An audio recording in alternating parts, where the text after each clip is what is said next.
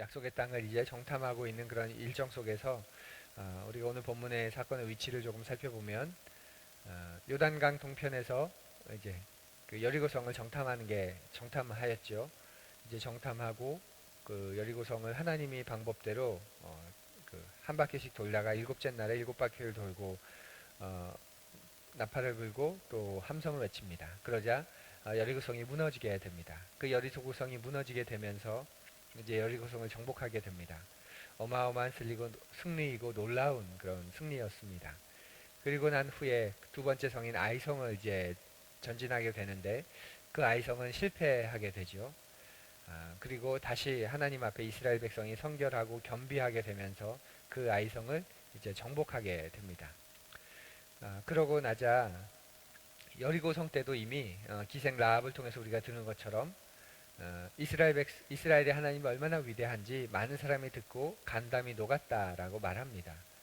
그런데 그 여호와 하나님의 백성 이스라엘이 여리고성을 신적인 방법으로 놀라운 하늘의 방법으로 정복하고 아이성마저도 또 그 여호와 하나님의 방법으로 또 놀라운 그런 승리를 거두었다는 소식을 전하게 되자 이제 그 가나안 민족이 두 가지 반응을 합니다. 두 부류로 나눠지는 거죠.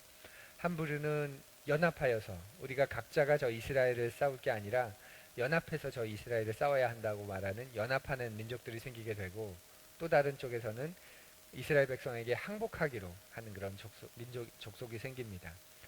그들이 바로 그 기브아 민족이죠. 기브아 족속입니다. 그래서 어제 본문이었는데 이 기브아 족속은 가나안 땅에 사는 민족들이 여호와 하나님의 심판을 받게 되었다는 것을 알고 그 여호수아와 이스라엘 지도자들에게 찾아가서 자신들은 이 가나안에 사는 민족이 아니라 아주 먼 곳에 사는 민족인데 그 하나님을 경배하기 위해서 당신들과 같이 그 하나님의 민족이 되기 위해서 이렇게 왔다고 이야기를 합니다. 그래서 그 증표로 찢어진 옷과 낡은 옷과 곰팡이가 다 핀 그런 떡을 가지고 보십시오.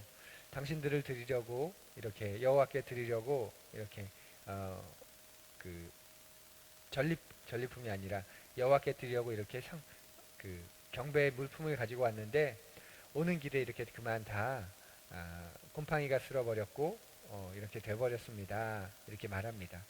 여호수아와 지도자들은 그 말을 믿고 하나님께 묻지 않고 믿고 그들과 이제 언약을 맺죠. 그들을 치지 않겠다. 그들을 멸하지 않겠다. 정복하지 않겠다. 이렇게 약속을 합니다. 그게 어제의 본문이었고요. 오늘 본문은 3일쯤 지나니까 그들이 누구인지 비로소 알게 되는 거죠. 당시에 이제 아이성과 그 다음에 그,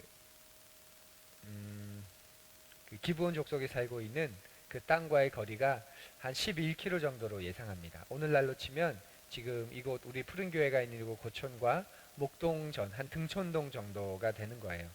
그러니까 굉장히 가까운 거리이죠. 그러니까 3일쯤 걸어가 보니까 이들이 아주 먼 곳에서 온 이방 민족이 아니라 이 가나안 땅에 살고 있는 그리고 아이송과 멀지 않은 곳에 살고 있는 기브온 족속이라는 것을 알게 됩니다. 그러자 이스라엘 백성이 오늘 본문에 보면 흥분해서 어서 저들을 멸하자 말하는데 왜냐하면 그들 역시도 여리고성과 아이성 전투의 승리에 도취되어서 이제 자신감을 얻은 그런 상태입니다. 그런데 이스라엘의 지도자들이 족장들이 말립니다. 우리는 그들과 이미 언약을 맺었다. 그리고 그 언약을 지키기로 맹세를 했다. 하나님 앞에서 맹세했고 그들에게 맹세를 한 것이다. 그러니 우리가 그 맹세를 어긴다면 우리가 저주를 받아야 한다. 그래서 그 맹세를 지켜야 한다. 이렇게 말하면서 그 기브온 족속을 치지 않지요. 이것이 오늘 본문의 중요한 핵심 가운데 하나입니다. 그리고 나서 지도자들이 한 가지 해결책을 강구합니다. 맹세를 지켜서 멸하진 않지만 그러나 그들이 거짓 맹세를 하였기 때문에 우리에게 거짓 보고를 하였고 엄밀히 말하면 이 약속은 거짓된 정보에 기초한 약속이기 때문에 그들을 이스라엘의 그 물깃는 자, 또 이스라엘의 그 온 회중을 위하여 나무를 패는 자, 그러한 자로 삼기로 종으로 일종의 종과 같은 존재로 삼기로 합니다. 그렇게 돼서 기브온 족속이 이스라엘의 그 역사 안으로, 이스라엘의 그런 공동체 안으로 들어오게 되는 사건이 바로 오늘 본문의 사건입니다. 오늘 본문을 통해서 우리가 한 가지, 오늘 우리의 삶 속에서 좀 적용할 수 있는 것 한 가지만 가볍게 간단하게 좀 살펴보면, 오늘 본문에서 기브온 족속을 멸할 수 없는 것이 바로 맹세하였기 때문입니다. 하나님의 이름으로 맹세하였기 때문이고 또 그들에게 맹세하였기 때문인데, 맹세라는 것을 오늘 우리가 좀 생각해 보면 좋겠습니다. 하나님과 사람 앞에서 우리가 맹세한 것이 있다면 그 맹세는 당연히 지켜야 하겠죠. 하나님 앞에서 한 것이고 또 그 사람 앞에서 한 것이기 때문에 그렇습니다. 우리의 신앙에서 말이 차지하는 비중은 굉장히 큽니다. 신앙이 곧 말이라고 할 만큼 말은 신앙에 있어서 굉장히 중요합니다. 그리고 그 말을 행하는 삶 역시도 마찬가지이죠. 그렇기 때문에 우리가 행한 고백, 우리가 행한 말, 이것을 지키는 것은 우리가 행한 그 신앙을 지키는 것과도 거의 마찬가지가 될 수 있습니다. 여호수아는 그래서 이스라엘의 맹세를 지켜야 합니다. 오늘 그리스도인 역시도 마찬가지입니다.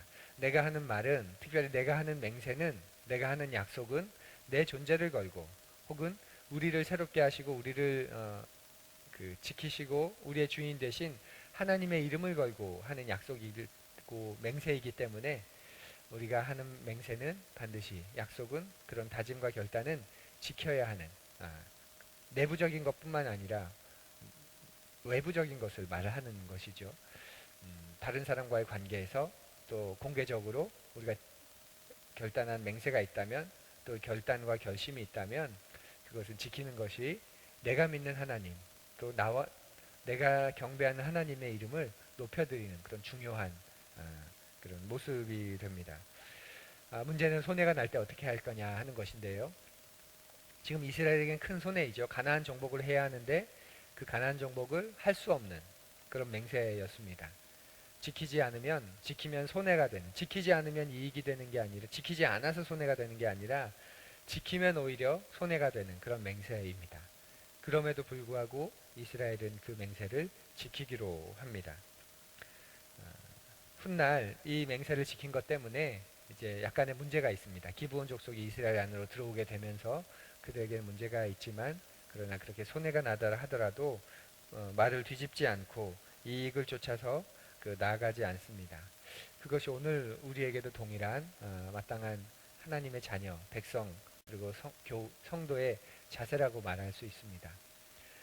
이익을 쫓아서 맹세를 쉽게 뒤집고 약속을 쉽게 무마하는 그런 시대 속에서 우리가 할 수 있다면, 또 해야 한다면, 우리가 한 약속, 우리가 한 맹세, 설사 손해가 생기더라도 지키는 것이, 그리고 그것을 끝까지 가지고 가는 것이 우리의 바른 자세라 말할 수 있습니다. 그렇기 때문에 우리에게 필요한 것이 바로 맹세를 함부로 하지 않는 것이죠. 약속을 함부로 하지 않는 것입니다. 약속을 함부로 하게 되면 어떤 문제가 생기냐면, 가장 먼저는 내 스스로에게 생깁니다. 내가 한 약속, 내가 한 맹세, 상황에 따라서 쉽게 어기기도 하고 또 바꾸기도 하고, 그러면서 내가 한 말에 대해서 그 말이 얼마나 무거운 말인지 쉽게 내 스스로 느끼지 못합니다. 그렇게 되는 순간 내 말의 무게가 많이 가벼워지는 것이죠. 다른 사람과의 관계에서도 마찬가지입니다. 함부로 하는 맹세, 또 함부로 하는 약속이 우리가 굉장히 연약한 인생이기 때문에 그것을 지키는 경우보다 지키지 못하는 경우가 더 많습니다. 그러다 보면 내 말을 신뢰할 수 없게 되고, 내 말을 신뢰할 수 없으니 내 인생의 주인 되시고 내가 섬기는 그 하나님 역시도 신뢰할 수 없게 되는 거죠. 교회 다니는 사람들이 왜 그래? 저 사람들 도대체 왜 그래? 이 세상 사람들의 탄식에는 두 가지입니다. 행동이 엉망이어서 하는 탄식도 있지만, 도무지 말한 것을 지키지 않는, 도무지 자신들이 말한 것을 중요하게 여기지 않는 그런 말 때문에, 그런 모습 때문에 교회를 신뢰하지 않고 하나님을 신뢰하지 않는 것이지요. 오늘 본문을 통해 우리 다시 한번 오늘 우리의 삶 속에서 생각해 보길 원하는 것은 우리의 신앙의 중심에 말이 있다는 사실입니다. 인간의 존재 안에도 말이 있지요. 우리의 신앙의 중심에는 말이 있습니다. 그 말에 신실하지 못한 사람은 성숙한 사람이라고 볼 수 없습니다. 그리고 그 말에 신실하지 못한 사람은 하나님 앞에서도 신실하지 못할 것이라고 우리는 충분히 생각할 수 있습니다. 맹세에 신중하고 맹세한 것이 있다면 조금 손해가 나더라도 지키는 그런 우리가 되기를 원합니다. 맹세 그리고 약속 뭐 약간의 차이는 있지만 또 보편적으로는 같다고 보기도 하는데요. 약속은 쌍방이 어떤 조건을 두고 그 조건을 지키기로 하는 것이 약속이라고 한다면 맹세는 그것을 조금 넘어서는 것이죠. 마치 내가 약속한 것을 꼭 지킬게. 이건 약속이 아니라 맹세죠. 그리고 어떤 사건을 두고 객관적인 어떤 조건을 두고 우리 서로 이렇게 하자고 계약을 맺는 것이 약속이라고 한다면 내가 그렇게 맺은 약속을 내가 그렇게 한 다짐을 내가 그렇게 한 결심을 내가 꼭 지킬 거야. 이렇게 다짐하는 것이 맹세입니다.